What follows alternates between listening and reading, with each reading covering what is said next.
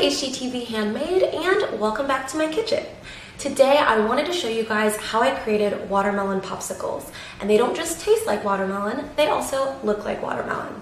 I really love layered popsicles because you can get very creative with how they look, but they also taste really delicious. So let's get started. For these popsicles, you will need watermelon, sugar, water, mint, lime, honeydew, plain yogurt, honey, a popsicle mold, and popsicle sticks.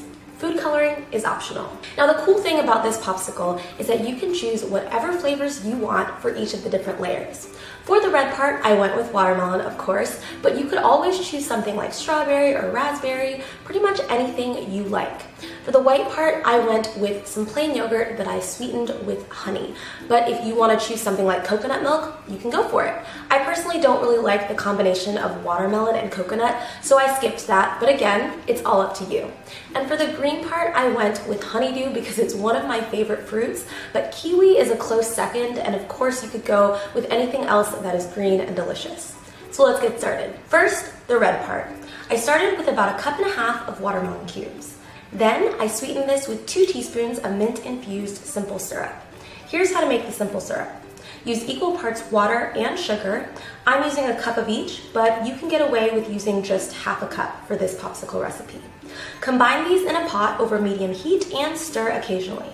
The goal is simply to get the sugar to dissolve in the water. I like to add mint when it starts to simmer because it infuses a really nice flavor. After this reaches a boil, remove it from the heat. Strain this into a separate container and refrigerate.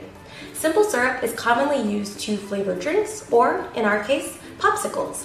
Again, I added about 2 teaspoons to the watermelon, just enough to sweeten it up a little bit and add that minty flavor. The last thing I added was a little bit of lime juice. Fun fact, my mom taught me that if you pop a lime into the microwave for about 10 to 15 seconds, it's way easier to juice. So that's what I did. Now it's time to blend this all up.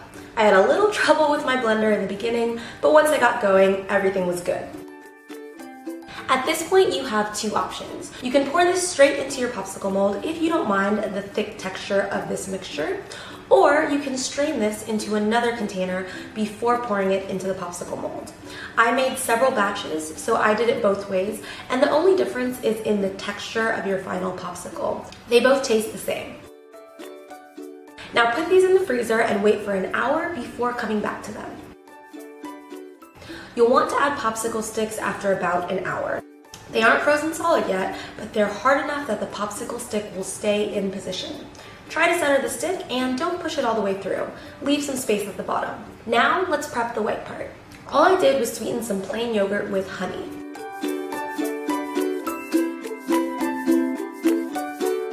I waited at least 4 hours for the red layer to freeze completely before adding this white layer. Finally, the green part. I used 1.5 cups of honeydew, sweetened with just 1 teaspoon of simple syrup.